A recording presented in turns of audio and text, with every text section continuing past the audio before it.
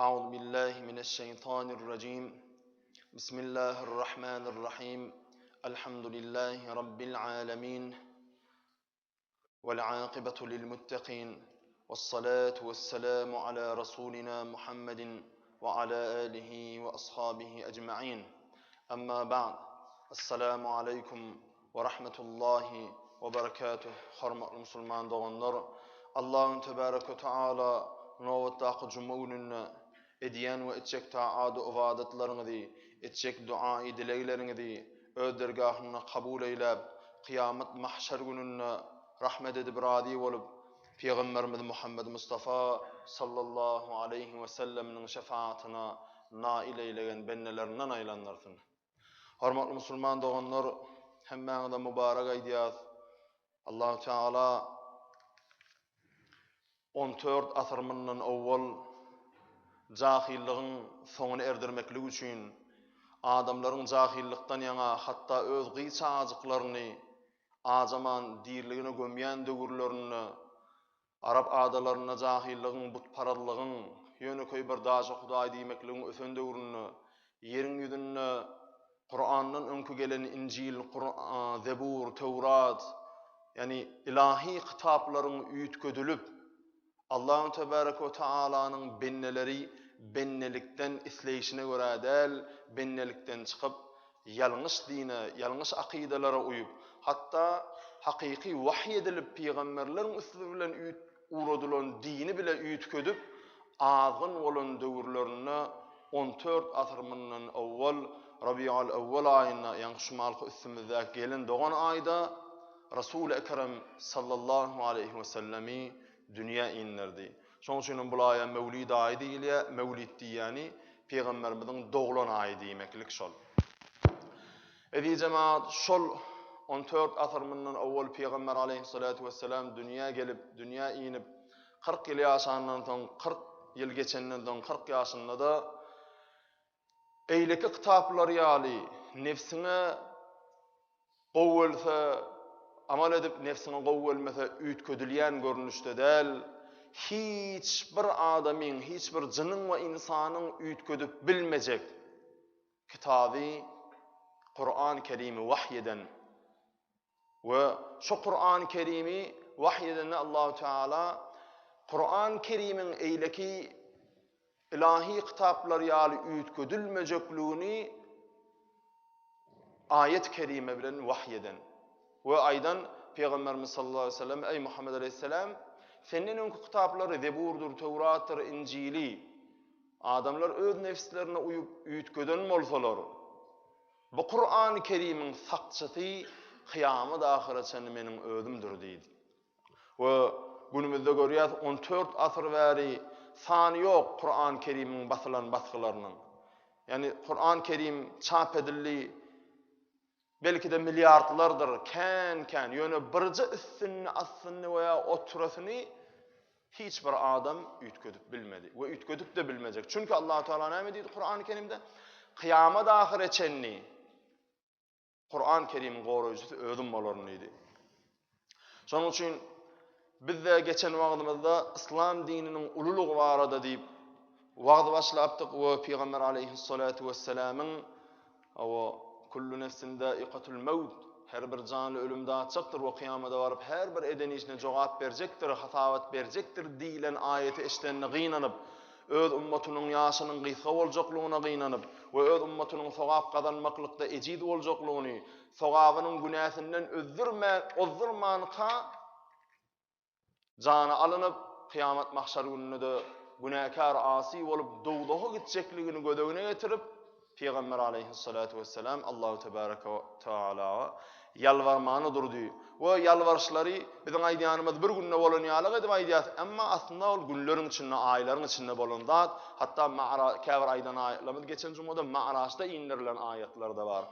Netijede biziň aýtjak bolýan adamymyz İslam dininiň ululugy barada diýmeklik bilen şol Peygamberimiň Allahu Teala ey Resulüm sen gynanma seniň ummatyňa bir jeden sowabyny 10 sowap berersiz. Ya Rabbi bir sowaby 10 esse sowap bersen meniň ummatynyň sowaby ol günäsini oldurup ýetişmez. Meniň ummatym az ömür ýaşap o günäler has köp bolmandan gorkan ise birjeden tawamyny ýedi desse soň bir hatap görnüşde diýip yani İslam dininiň ümmeti Muhammed aleyhisselam ummatyna yeňilliklerin berilenligi şonuň ýaly uly dinligini we Allah Taalanyň ýanynda makbul görüljek din İslamlygyny aňladýan görnüşde ayet hadisler size aýdyp beripdik. We şul diniň biz ümmet Muhammediýe şu günümizde gelmesi üçin can çekip gayrat eden Peygamber aleyhissalatu vesselam'ın çeken zähmetler barada aýdyp bermekligi de bu juma söz beripdik. İnşallah etjek wagtymyzdan haýyrlanarsyňyz, netije çykararsyňyz we öz ogullary gyýlaryňyzda, jigidir doganlaryňyzda, goňşy olamlaryňyzda, dost ýarlaryňyzda eşden dağlaryňyzy öwredip inşallah dogry ýol taparsyňyz diýip umyt edýär. Hormatly musulman doganlar, wagtymyzda başlamamyzdan öň bir bildirişimiz bar. İnşallah her ýyl bilýäňiz 3-4 ýyl bäri mewlid okulýar.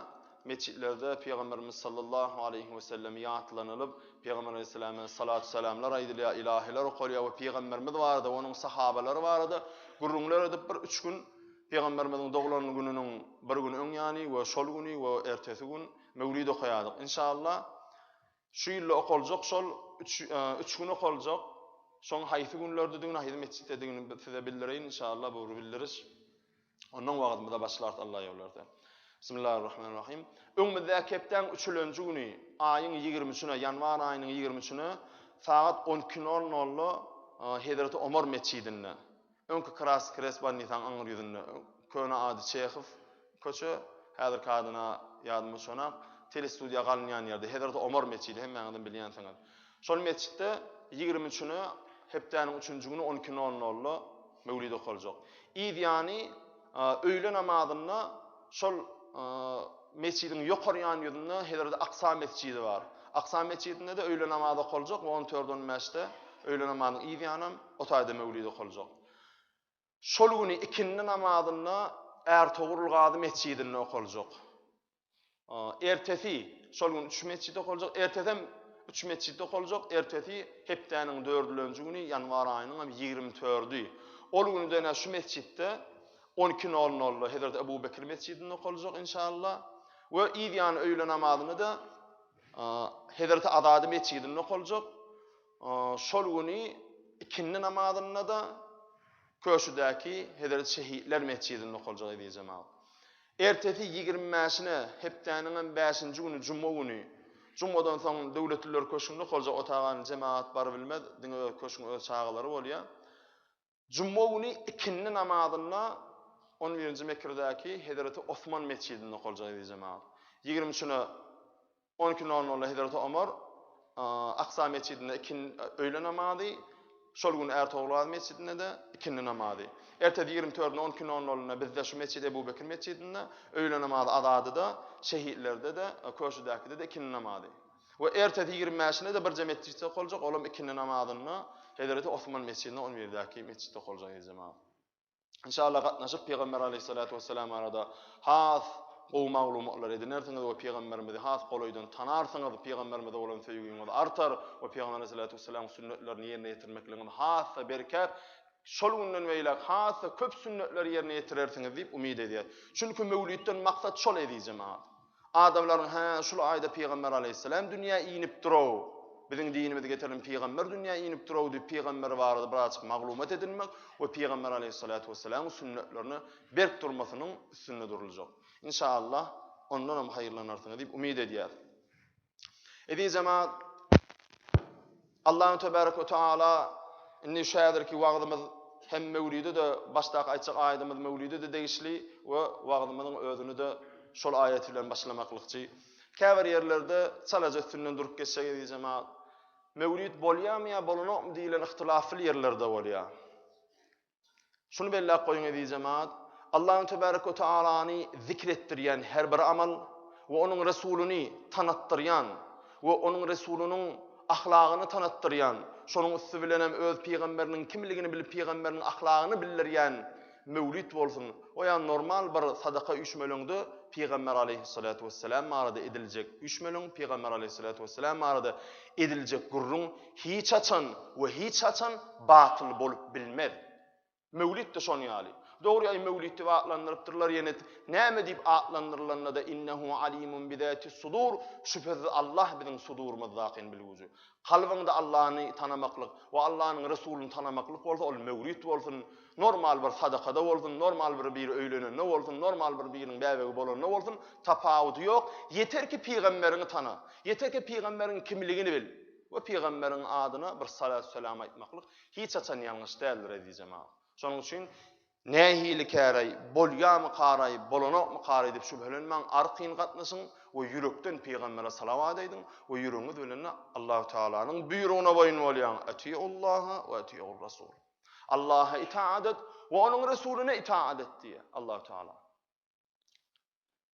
Ve wagtymyzy başlamyzdaki ayetimiz şoňa degişildiydik. Allahu Teala Kur'an-ı Kerim'de şeýle bir ayet aýdýar. Ve şu aýdýan ayetimizde her cumada, orta hutbada 2 rekat mescid namazyny, 4 rekat cuma namazy okamadan soň şu ayeti aýdyp salavat aýdýar. Onu düşündirjek.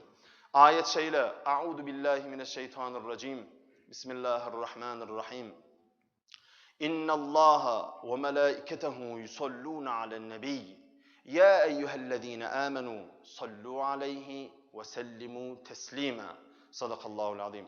Allahu tebaraka ve teala bu ayet-i kerimede aýdýar. Hakykatdan Allah ve melekleri, innallaha hakykatdan Allah ve melaiketehu ve melekleri yusalluna alen-nebi. Salavat aýdýarlar nebiyine. Yani hakykatdan men Allah bolup we periştelerim bilen salavat aýdýan ýa nebiyime. Allah aýdýar salavat. Periştelerim bilen aýdýan ýa ayet-i kerime öz aýdyp otur. Kur'an-ı Kerim'in ayeti. İncil'den we Tewrat'tan we Zebur'dan elbe aýdylan ayet. Kur'an-ı Kerim'in ayeti. Hakykatdan ne diye Allahu Teala Kur'an-ı Kerim'de bir sözün başynda, bir cümleň ayetin başynda inne diýse, bolly mutlak hakykatdan elbette bir tahqiq diýilen manalary berýär. Bir zat bir kaýtjak bolsa inne sözüni ulanyýar Allahu Teala. İnnallah hakykatdan Allah ve melaiketehu ve melekleri yusalluna alen-nebi. Salavat aýdýarlar nebiyine. Ya eyyuhellezine amenu ey iman edenler diye. Bize yüzlenýär. Allah'a ve peygamberine iman ettik değil mi?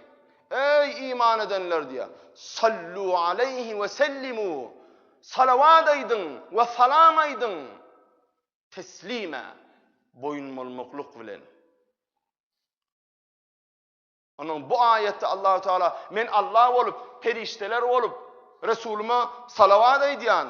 Ey iman edenler, ey izine düşenler, ey peygamberini dinle, maňa we Resulüne iman edenler. Meniň nebime men we periştelerim salavat aýdyp durkam, siz de salavat aýdyň we boyun bolun. Näme? Allah'ın rızasyny ertýän ýoluny näme diýýän bolsa şoňa boyun bolun diýdi. Şonuň üçin mevlid bolanat diýýän düşünje uýmaly diýjem. Mevlid dogrudur, näme de dogrudur? Çünkü mevlide gelip siz hey erbetsada öwrenýäňizmi? Peýgamberiňizi tanaýaňyz we peýgamberiňize salavat aýdylýar we peýgamberiňiň ahlaky tanydylýar we peýgamberiň ýyzyna düşüp peýgamberiň getiren dinini bize getirmeklik üçin gaýrat eden sahabalar barada gurrun edilýär. Ondan ýalňyş bolmady diýjem. Şoň üçin gaýrat edelim. Allahu tebaraka ve teala bu İslam dinini biz ümmeti Muhammediýe yetirmeklik bilen biz ümmeti Muhammediýe وَمَا أَرْسَلْنَاكَ إِلَّا رَحْمَةً لِلْعَالَمِينَ İki aleme rahmet edip uğratdım ol Resulümü deydi. İki aleme rahmetliginin sebebi edeceğim çünkü Peygamber aleyhissalatu vesselam'ın diyenini eden adam bu dünyada da kıyamet mahşer gününde de yalkalmalı. Şonun için iki aleme rahmet edip uğratdım ol Resulümü deyip Allah-u Teala Kur'an-ı Kerim'de aydı. Hatta Peygamberimiz sallallahu aleyhi ve sellem bir gün Mekke'de müşrikler adar verip kendi cevir çebalar çektirip Peygamber aleyhissalatu vesselami köseyalar, onu incitiyalar. Peygamber aleyhissalam da Mekkeliler ameni dinlanak, belki dinlen taparın, belki öğrenin taparın, belki Allah'a iman edip doğru yol tapan adamların yanına bararın deyip Taif yurduna gidiyor. Taif diyen evi cemaat Peygamber aleyhissalatu vesselam eceti Hazreti Emine radıyallahu anh'ın yaşan yeri, Peygamberimizin dayılarının owaty. Şo taifa hara islap bar ya. Bir Allah'ın tanıdayın, belki şular Allah'ını biler, belki şular dine iman eder deyip taifa var ya Peygamber aleyhisselam. Emma tersine Peygamberimiz sallallahu aleyhi ve sellemi Taif'te de Mekke'nin müşrikleri koymaya, onu urup, yencip, söğüp, yüzüne tüyü kurup, elbet sözleri aydıp, Peygamberimizi tersine beter köseyalar.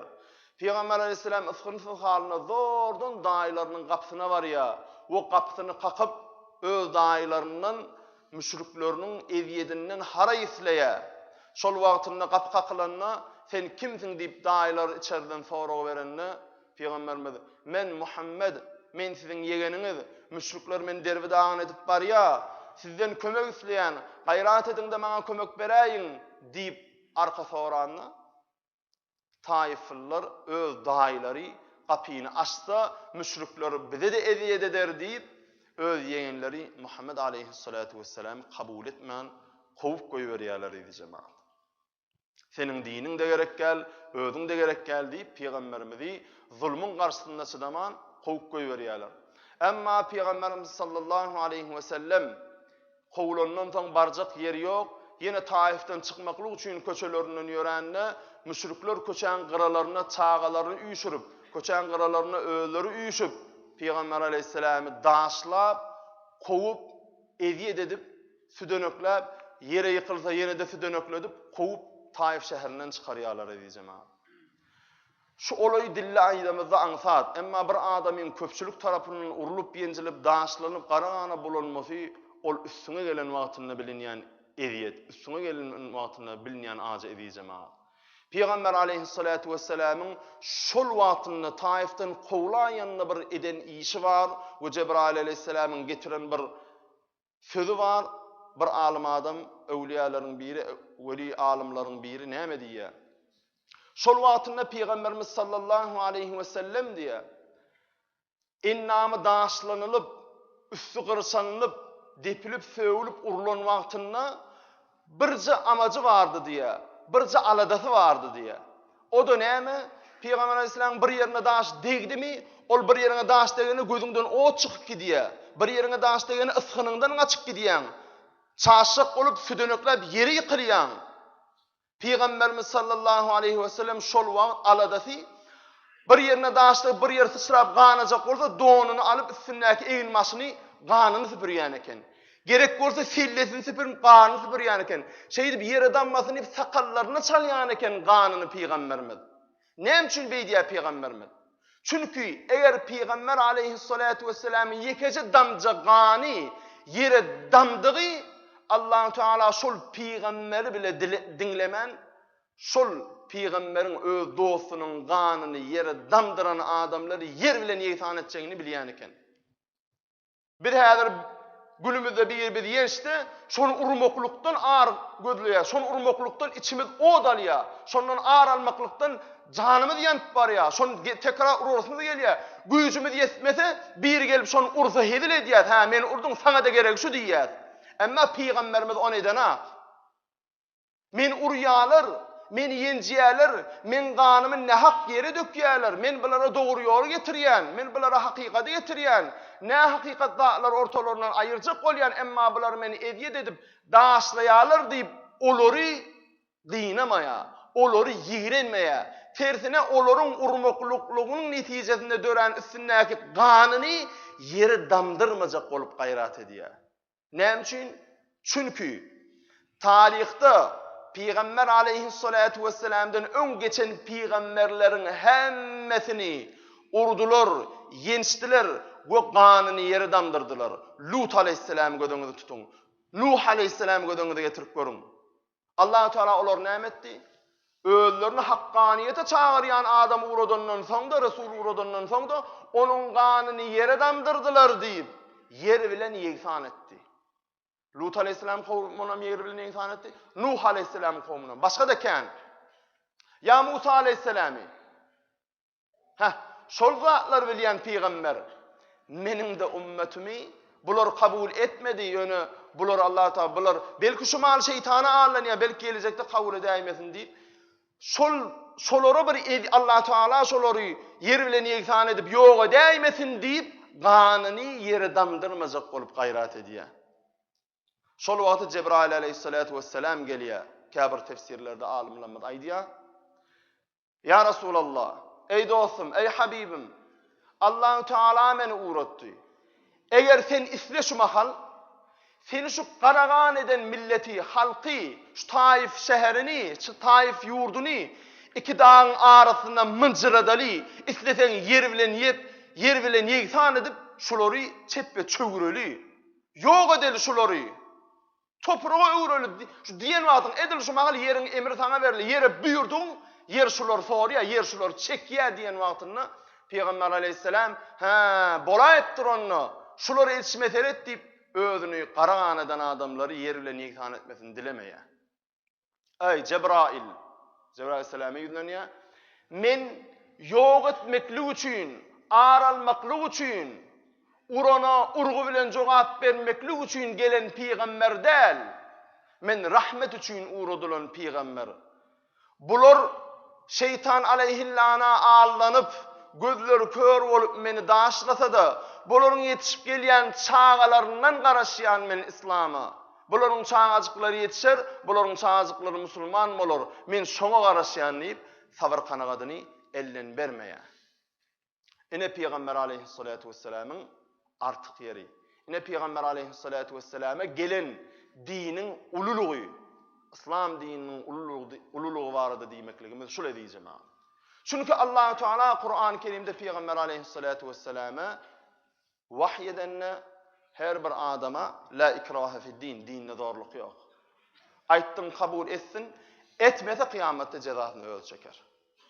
Sen ilmi tarapdan ayt düşünür bolmadymy yalvar, yene olmadymy yene yalvar. Gün geçer, yıl geçer ölmese yene diýde gör. Bolmadymy eliň çek.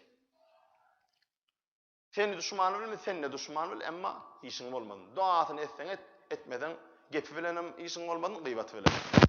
Inni Peygamberimiz sallallahu aleyhi ve sellemi zordan öýüne özüne atýar Peygamber aleyhisselam. Hazreti Fatıma radıyallahu anha Peygamber aleyhisselam'ın yaralarına merhem edýär, ganyny süpürýär, derman däl edip Peygamber aleyhissalatu vesselami özüne getirýär.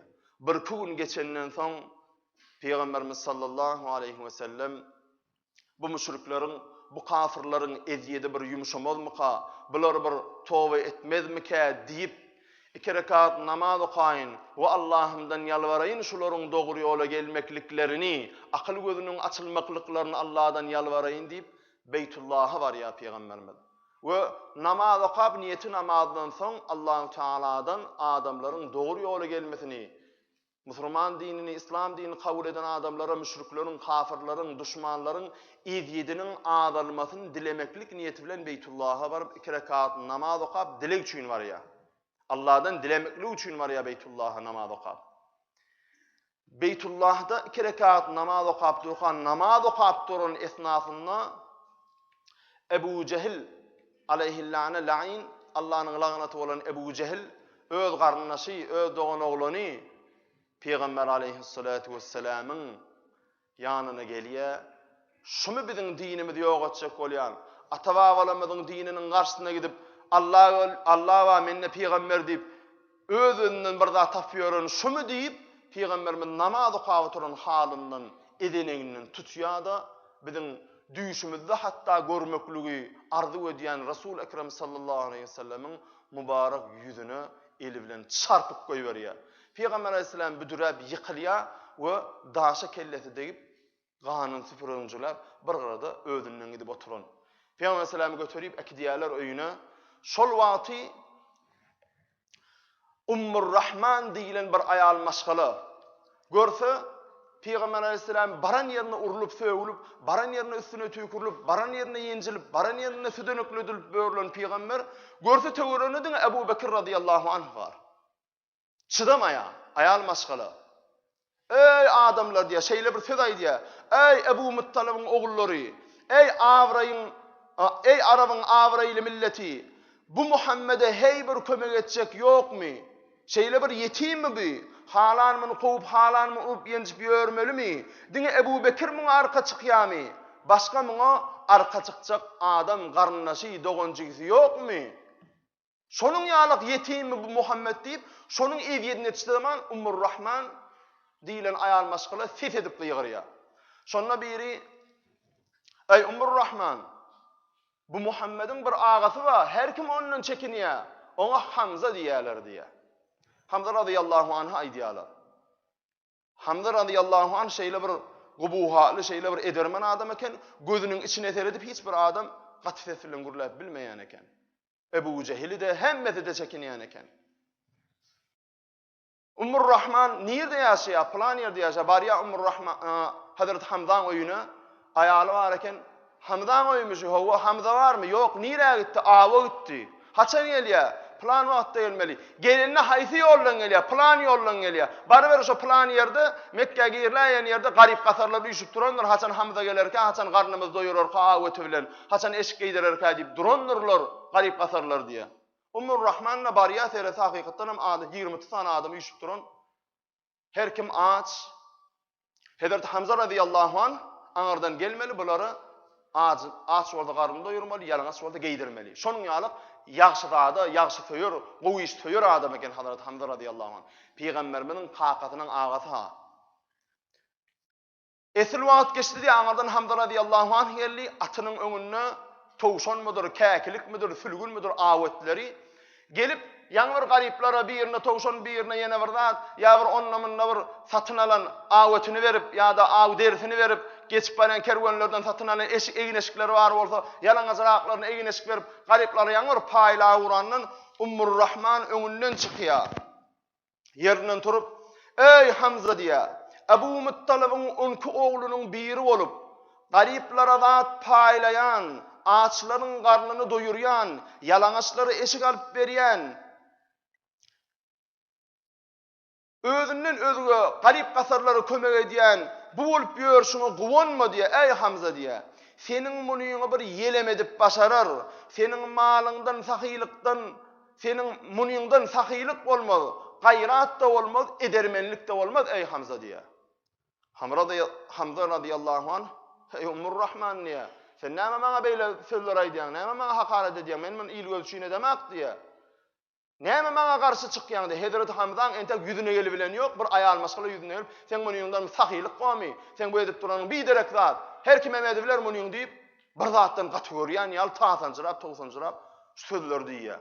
Hazrat Hamza, ya Ummur Rahman, aç wagtyň garnyny doýurmadymmy? Ya yalangach bolup eşik sorak gelende eşik bermedimmi? Näme bu sözler maňa diýýäň diýenne? Hazreti Ummur Rahman şeýle diýýär. Ey Hamza diýär, bir adamyň öz garyby bar diýär, öz garybynyň özgölere kömek etmesi dogry mudur diýär. Onda Hamza diýär, ay gelşikli edäller diýär, özüninkini ilki doýurmaly bar, öz ağzyny ilki doýurup öz garybyny ilki geyinlermeli bar. Onda şondan artsa özgösüne kömek etse dogrudur diýär. Onda ey Hamza diýär, senin Abdullah diýip ağaň barmy? Bar. Onun Muhammed diýilen oglu barmy? Bar. Ol Abdullah'dan eneden doğmaka yetim gallymy? Yetim gally. Ol enedenim atadan yetim gallymy? Gally. Ol enedenim kiçi wagtyny yetim gallymy? Gally. Ol yetim bolsa, ol garypmy? Garyp. Ol hormy? Hor. Ýöne şu mahal nähilik ýagdaýda horluk çekýän bilýärmi ey Hamza diýenne? Bilemem ey Ummur Rahman, näme bolupdyr, näme diýjek bolýan diýe. Senden bir ağa bolmay Hamza diýe. Ölün ağaň yetim çağatynyň barlygyny bilýän bolsaň, oň har hordugyny bilýän bolsaň, il güne beýdip kömek eden bolup görüp çiýişip ýörmäň näme? Sen ağaň ogly Allaha boyun bolup, Allaha ibadet etmeklik üçin Mekke'ye baranna, oň üstünden gülüp onu kowalap, urup söwüp ýörler. Oň üstüne tüýkürip, oň üstüne bok döküp ýören haýsy. Hatta şu gün ol Ebu Cehil namaz okap oturýan ol yetim iniňi urup maňlaýyny bir daş bilen ýaryp goýberdi diýenne Hazrat Hamza çiýişip on ýalaklardan habar bolman köplüň çölüň içinde bolan aldy. Hayran galyp gaharyna atyna minip gitdi diýe. Mekke bar ya Hazrat Hamza radıyallahu anh. Mekke baran wagtynda görse Ebu Cehil adamları öz ýanyna müşrikler üýşürip durdy hayva tatýa diye. Gördüňiz näme? Sesiňizi çykarman ýörsiňiz. Ine ol Muhammedi şeýtmeli. Şeýtsen agdyny ýumýa ol. Gördüňiz meniň ýüzüne urup goýberşimi secdede oturýarka. Gördüňizmi o ýykylyp sürdünüklap gidişini. Siz hem şeýdin diýip eden işine gawarlyp töwerekdaşyny aklangan öňüp duran wagtyna Hamza kursap giriye edil öňüne oturdu diye Hazrat Hamza. Ýaýyny sesin çykarana näme etdiňmi, näme beýtdiň ýok. Hamzaň eline düşdüň, gutordun. Ýaýyny gallyrdy diye asmana tarap maňlaýyna bir berdi diye Hazrat Hamza Ebu Cehil'in. Ebu Cehil'in yüzü çarpılıp ganak gitti diye. Bellak koyun ey Ebu Cehil ve töweregin näkiler diýdi diye. Men inim Muhammed diye bir yerde görüp köçüde hana Muhammed balya diýip erbet bilen seretseňiz diye bu edek ýaý bilen urulma bolsam inniki edek gyýa göz bilen seredin diye ýaý bilen gözüňizi oýaryn şo gyýa göz bilen sereden gözüňizi oýaryn sizin diýip Hazrat Hamza arka çykdy diye. O aýtdy diye bilin şu güneçen horlanma bolsaňyz şu günden şeýlek men öz inimiň dinini kabul etdim diye. Esedullah, Allah'ın yolvorfi, Allah'ın şiiri. Edi cemaat, Peygamber aleyhissalatu vesselam adamlara şu din doğru din, Allah Teala'nın hak dini uğrattı. Allah bir Allah'a din etmeli. Menem Allah'ın Resulü, şu dünyadan bir gün ölüp gitmeli. Kabir va kabirdan son kıyamet ba dip adamları düşündürenini kabul ettirbilen. Ente o jigisine gelen dinin näme bilen ha. Ente o jigitiniň bir gedegem Hazrat Hamza bar men dini getirdim şunu ýaly men peýgamber diýip aýdyp ente wagty dawet edip görona ony. Ýöne bir zady bilýär. Inisi Hazrat Muhammed Mustafa sallallahu aleyhi ve sellem her kim ervedu gowy müşriku mu'min hemmesiniň Muhammedul Emin diýip tanaýanlygyny bilýär. Hiç bir adamy integesini allamadygyny bilýär. Hiç bir adamyň öz inisiniň hiç bir adamyň hakyny iýmedigini bilýär. We onuň 40 ýaşyny içinde dogry bolup gelip durup 40 ýaşynda da men peýgamber diýip yalan sözlemejegini bilen Hamza ende öz inisiniň nähilek din bu din, nädip girmeli bu dine diýip özünden soraman men kabul etdim şonu diýip aýtdy diýe. Hazrat Hamza radıyallahu anh. Ve şol wagty Peýgamber aleyhissalatu vesselama mübarek ýüzlerini süpürüp ısgynsyz öýünde yatan halynda bu buğuşluğu getirip ya Resulallah ağın ol çölün röwşeni ol çölün arslany Hamza dine girdi diye Peygamberimize gelip şunu buğuşlaýarlar. Peygamber aleyhissalatu vesselam bir dayandy diye. Edi zaman şu malgy bir dayandy diýen sözümi men dille aýdyp goýberdim. Gözüňize ýetirin bir adam eziyet edilip öz ağalar tarapyndan, halk tarapyndan hakykaty getirjek bolsa şo urulup, söwülüp ýörlen bir adamyny Peygamber sallallahu aleyhi ve sellem gözüňize getirin. İnsanlyk her kimin çekinjek, her kimin haýbat etjek adamsy arkasynda durup özünden soraman bile dinine ýetdi. Şuna begençine ağlap Allah Teala hamd sena aýdyp Allah'ım sana şükürler bolsun.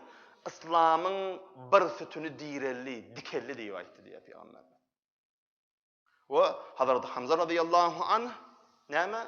Hazrat Abu Bekir Sıddık radıyallahu anhumlar ve şol döwürde az sanly musulman bolan musulmanlar bilen Peygamberimizin ýanyna yaran bolýar we şol bilen beýlekde Peygamber sallam edil öňküsi ýalak bolman, ada ulagym bolsa rahat tapyp dinini ýaýmana durýar.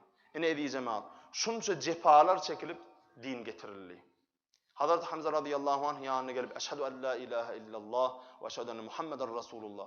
Şaýat bolup güwärlik berermin bir Allah'tan başga ilah ýokdur we ýene şaýat bolup güwärlik berermin ey Muhammed aleyhisselam sen Allah'ın Resulusyň diýip iman getirýär we din ilki güýjüni tapýar. Elbette bu zatlar bir sebäp Allahu Teala bu zatlary biz ümmeti Muhammediýe şol döwürden soň geljek şu nesile ybrat üçin, şu din üçin jan çekilenligini, hakykat üçin jan çekilýänligini doğruçulluk üçin, doğrudan üçin jan çekilýänligini, doğrudan üçin sabr kanagat edilýänligini bildirmeklik üçin şul tarihler ýüze çykdy, şul tarihler meýdana geldi zaman. Şoň üçin gaýrat etmeli.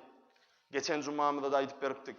Şunun ýaly kösenç bilen biz ümmeti Muhammediýe gelsin şul ýoly tapyp iki dünýäniň bagtýarlygyny gazansyn diýip getirilen bu dini çağalarymyza öwretmezlik bilen özümüzi günahkar etmeýin. Çağalarymyza, oğullar gyýylarymyza gereklicesine aýdyň özüňkilere öwredýän o diýmeli däl. Goňşugalaryň wadyr, dogan garnaşyň wadyr, şolary da öwretmeli şol dinimizi. Hakykaty öwretmeli şolary da, çünki olar günümizde eşdiýändiňiz biri Yegowan saýatlary, biri Krishnalara gidip Allah taala ýa bolmada başga bir dini akymlara gidip ýörenler az däl. Şol zat biz musulmanlaryň, ol peýgamberimiz geçen jumada aýtdyr bu hadis näme diýdi? En hayırlı adam öz dinini özünden özüge öwredip emr ma'ruf nehy anil münker adam en hayır şonu edene davet eden adam en hayırlı adamdır diye. Onu köçede öňden çykana gyryp bermeli. Her kim öz ojagyny oňarsa yetik şol. O köçeden Mariýanam biriniň ojagydyr. Şoňa ojagyny her bir udaýşy, her bir ojakda, her bir howluda bir namaz okyan bar. Udaýa şükür. Şoň üçin yok şol ojakda namaz okyan ýogam bolsa, goňşusunda wadyr. Gatnaşan garnaşynda wadyr. Türkmen halkynyň içinde hökman bardyr. Ýogam bolsa bir gün bir zady ölýär ýa bir çağaçyk bolýar hökman meçide ýüzün diýreýär. Cenab-ı Hak berin, ölümü ýup berin, ýa-da bäwejigim bolly bir adan edip at takyp berin diýip. Şol wagtynda musulmanlar elden gidermeliler şol pursady. Şol doganyňa namazsız bolsa namazly bolmaklygy, ýalňyş ýolda barýan bolsa dogry ýola gelmekligini, ýalňyş akydada, ýalňyş dini akymlarda bolsa dogry akyda gelmekligini öwretmeklik her bir mümin musulman borja edýär jemaat. Şoň üçin gaýrat edeýin. Matum atamyň bir sözi bar. Saglygyň gadyryny bilgilliýe hassa bolmazdan burun. Bu diýdigiňe saglyk göz ýetimine aýdylan zatlar diýjema. Elbetde näme sag bolmakan saglygyň gadyryny bilmeklik hem dogry. Ýöne esas şu taýdan ol ullukan alim Matum atamyň. Müň başga manawy tarabyna da seretmeli. Sagdyn wagtynda, janyň sag başyň dik wagtynda çaajyklaryňa dogry ýoly öwret. Hassa bolandan soň hallan gaçandan soň ol çaňa terbiýe bermän çaň ýeňsiz ýognandan soň hayır ýok diýdigi şo. Ondan soň giç bolar diýdigi şo. Günümizde Allah saklasyn dogan düşman bolup ýören maro. Ne şu töweregimizde de bar şonu ýaly adamlar. Bolmalylar onu ýaly. Öz bir eneden bir atadan bolan bir howlun dogan bolup önüwesen öz gül ýaly öýü barka dogan bilen söwüş bolan üçin gidip ýurdunda kwartirant bolup ýörenma. Türkmen aga gelişýän zatmyşul. Gelişýän zat däl. Näme netijedi? Agdalylygyň netijedi. Näme netijedi? Namaly adamlaryň, goňşy bolan dost ýarlarynyň arasy ýollan, dogry ýollan ýöremekligine çagyrmaýanlygynyň netijesi şu. Şoň üçin gaýrat edeýin diýjem. Peygamber aleyhissalatu vesselam her halda näme bolsun ahlaklylygy elden bermän, özünden soňky ummat üçin näme ejir kynçylygym bolsa çekdi we netijede de ummatyny gadanny. Bir kynçylygy görýär Peygamberimiz, şo kynçylygyndan habar bilen geçýär Allah Taala da şunu ýaly kynçylykdan gowgeşdiň ey Rasulum. Näme sizden dile şu mahalliýe Peygamberimiz ejedin kakany diläýjek ýa Allah. Din İslam gelmäke wafat etdiler. Ya çağalaryny diläýjek ýa ýok. Ummetim diye. Muňa misal bir gün Peygamberimiz sallallahu aleyhi ve sellem öňe raýsa aýdanlar gaýtalamaklıkda bir feýda bar. Peygamberler hemmesi de 24 saatynyň 23 saat 59 minut 59 sekundi zikirsiz boş geçen ak. Dine zikir bilen Allah'ın ýatdan hiç saçan çıkarmayan.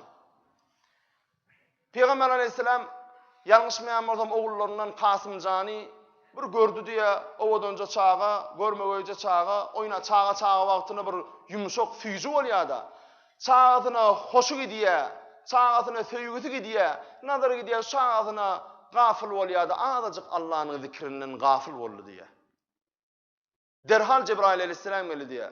Ey Muhammed aleyhisselam, Allah-u Teala'nın zikrinden azajyk gafil bolup oğluna mehrin gidirdin. Söýgüňe azajygam bolsa Allah'a bolan söýgüňden çağa bolan söýgüňi azajyk ulultdun. Allah-u Teala ya meni ya çağan saylasın nivaydiyya diye. Sinagbi. Allah-u Teala'nın Resulü ey Cebrail, meni yaradan Allah, menin bilimden sızdırıp ayalımın garnından dünya getiren bu çağanı Allah Celle Celaluhu. Elbette Allah'a saylayan diye. Peygamber aleyhisselamın eýleki peygamberlerden artyklygyna seren edýjem. İbrahim Halilullah'ın ýadyna salyn. İsmail aleyhisselam gurban etmeli boldy.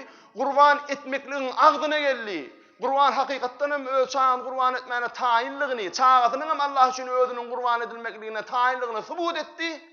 Şol işi bitirtmedi. Damagyny çaldyrtmady. Allah Teala bir goç uğratdy, halas etdi.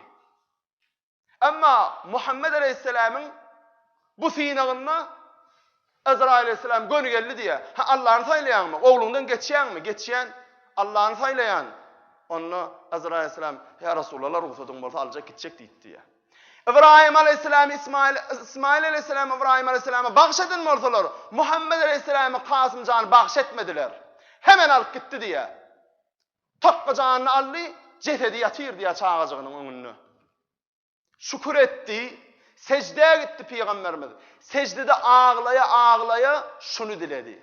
Ey Resulüm, ey Muhammed aleyhisselam, sen men deyip çağağından bile geçtin. Her bir zada hakkı bilen düşündün sen. Näme istesen dile şu mahal diýilenni, hatta ejen kakanı dile şu mahal diýilenni, Peygamberimiz meniň ejem kakam iki sanyk, meniň ümmetimin sany ýok ya Rabbi, meniň ümmetimin günahyny afw eyle. Bu işim şonuň ýaly sogaply bolsa şonuň hormatyna ümmetimi afw eyle diýdi. Şol wagtda ümmetini bizi diledi. Öz çağatyndan geçip bizi diledi. Indi biz yerine Peygamberimize näme bilen sag bolsun aýtmaly. Getiren dininde dogry bolup, Allah'a boyun bolup, Resulüne boyun bolup, dogruca ýollan dogry ýöremeklik bilen, çağalamyzam şu ýolda dogry ýolda ýöremeklige çağırmaklyk bilen sag bolsun aýtmaly diýjem. Peygamber aleyhisselam şonca jepan garşylygyna hiç haçan özüni, öz nefsini, özüni değişli adamlar dilemedi Peygamberimiz. Ümmetini diledi. Ümmete ve ümmete diýip geldi. Geçen cumamyda ýadymda düşýän bolsa, hemme sowaplaryň bir hasap görüşine ümmet Muhammedin ýalkan bir azajyk sowap etjek bolsa ýalkanjaklygyna bir hasap sowap berijekligine gözi ýetenden soň, ey Cebrail aleyhisselam, şu mahal Ezrail gelip men janymy alsa da men rahat diýdi. Näme üçin? Çünki ümmetinden arhyn boldy. Çünki ümmetiniň rahmet ediljekligini söz berildi. Şoňa arhyn boldy. Diýje günnüz ümmetini aladet, bizi aladet diýjem. Şonuň üçin Peygamberimiz sallallahu aleyhi ve sellemin ululuğunu, onun getiren din İslam'ın ululuğunu tarif etsem tarifi uturcuk däl edýjem. Entek tarifi kan on. Ýöne şu aýdylanjalary da bellap goýup, ha bu dinne, bu bir ulu din eken, bu dinimiz biz akan çeşmeň akan ýerini gadyryp bolmaz diýe. Üstümizden akyp dur bu çeşme diýip şükür edip şuňa dogry durmaklyk bilen şükranatyny ýetirmeli. Peygamber aleyhisselam'ın doğanları, näçe tane Ebu Leheb'tir, Ebu Cehil'ler inkar edip dowdahy boldular. Öz agdyndan o doğan garnaşy bile däl, ýa bir amamdan öwrenmeklik bile däl. Öz jigileri şol diniň getirjisi peýgamberi boldy. Öz jigileri Adam aleyhisselamdan şu güneşen bolup geçen peýgamberlerin tarapyndan buşlanylan peýgamber bolupdy, nesip etmedi.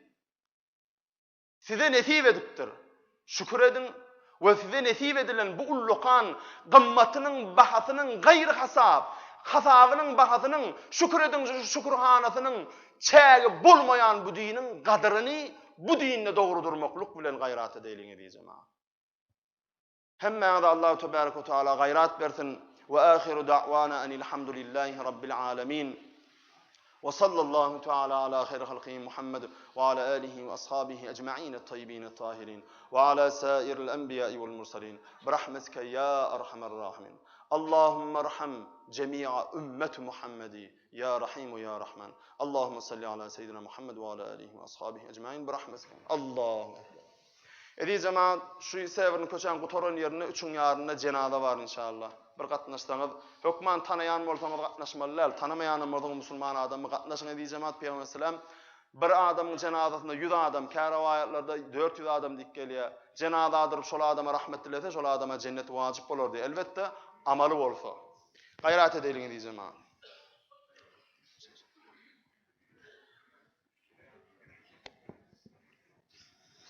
Bismillahirrahmanirrahim. Subhanallah, elhamdülillah, la ilahe illallah, vallahu ekber. Ve la havle ve la kuvvete illa billahil aliyyil azim. Allahu ekber.